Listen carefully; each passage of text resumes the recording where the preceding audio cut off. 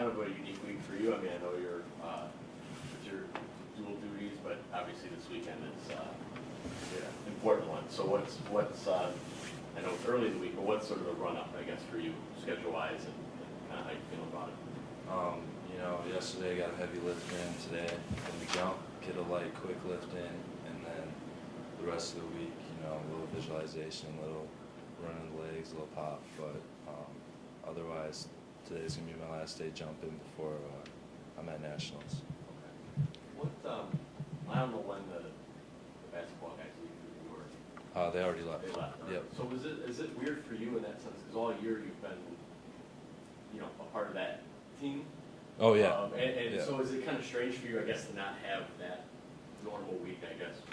Yeah, I mean, it's so weird. Every single time that they leave on an away game, it's like I work out with them, do everything with them, and then they're like, all right, bye. But, it's been hard having to sit out, but it's just something I've had to do and just get the workouts in. I just wish I could be out on the court playing. Right. But, now it's coming down to the end of the season, and pretty soon I'll be out there.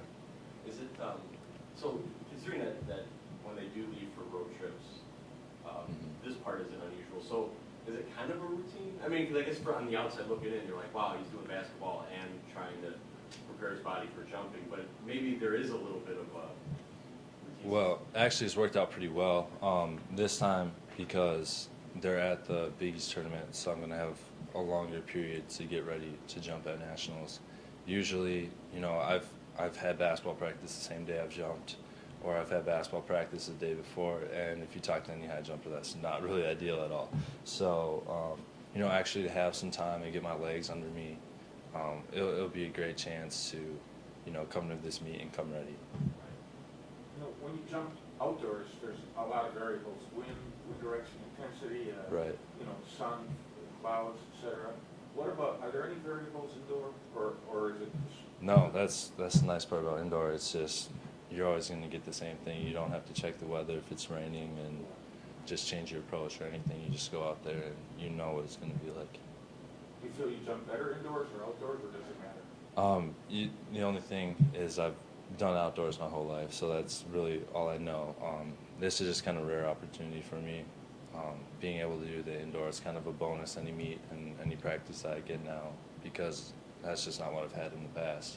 So it's just going to help me more, and I have the opportunity to be a national champion on top of it all. So I'm just going to take this opportunity for the most it is. Is there a chance that you're trying to think of a comparison? Because you mentioned this is a unique week and that you're not practicing here Right. and jumping, kind of like you said. So, in baseball with a sinker ball pitcher, they say, "Oh, my arm can be too strong," and the pitch doesn't work. Are you curious to see how you feel in the sense that you have this extended amount of time to prepare?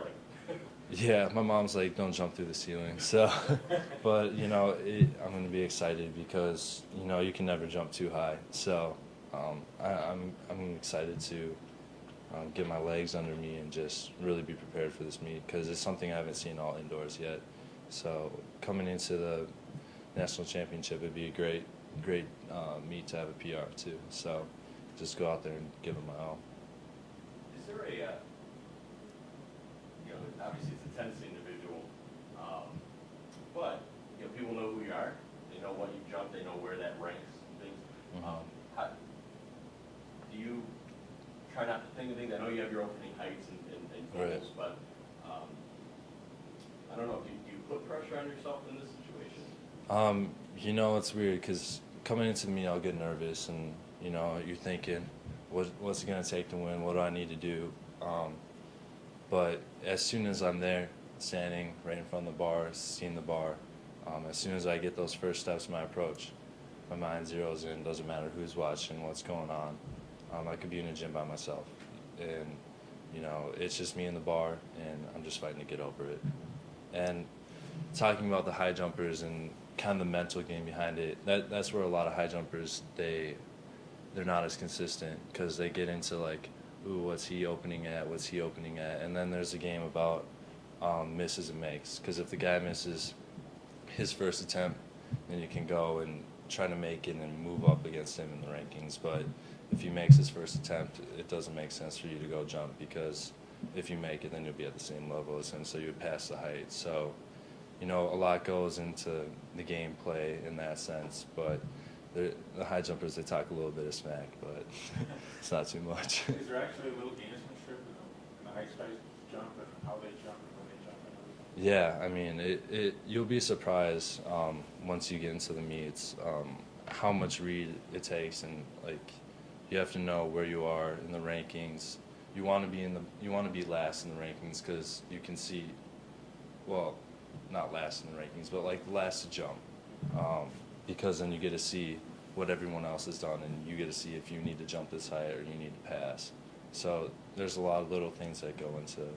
When you talk about visualization, what does that entail? What are you doing when you visualize? What do you visualize? I mean, it's been big for me. You know, the day before, you know, I'll lay on a mat and just visualize, go through the whole jump, and before I ever take a jump, I close my eyes, I think about it, I think about the motion, what I'm going to, and I see myself clearing the bar. And I think that's huge, to put that in my head. I don't know, I just think visualization is huge. You got to see yourself do it before you do it. In your visualization or in your dreams, how high is the bar when you clear it? You know, in my dreams it gets a little bit higher, but you know, in the moment, this year, you know, I'm dreaming of bars I'm going to clear during the meet, and the heights that I'm going to clear during the meet, because they'll come out with the meet standards a couple days before, so I'll go through each height in my head and how it's going to go out throughout the meet. But you know, in my dreams, you know, I'm clearing the world record heights. While you're winning championships, you're topping fields every week. What's the process of self-evaluation like out there, knowing that you have to hit certain marks to be in contention for world championships, to be in contention to be one of the best? You know, it's great just coming out and being able to hit those bars, and you know, I'm always just trying to do my best each and every day. It's just focusing on getting higher and just jumping the best I can.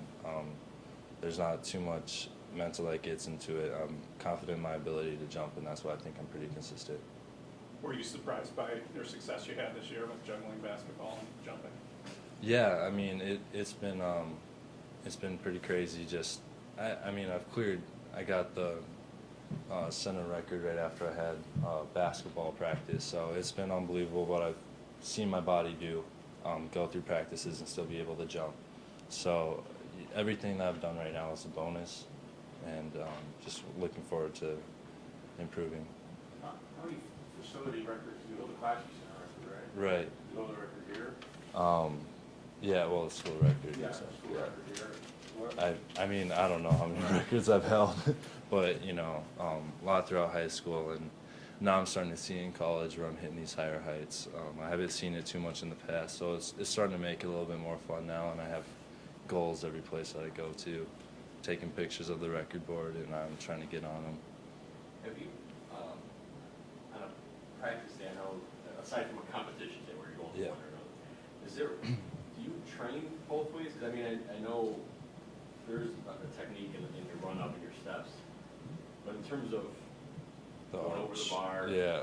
keeping yourself flexible, that type of thing, I mean, has there been a normal day where you've done one and, okay, I'm going to go stretch or yoga or whatever, or even just practice flops, things like that?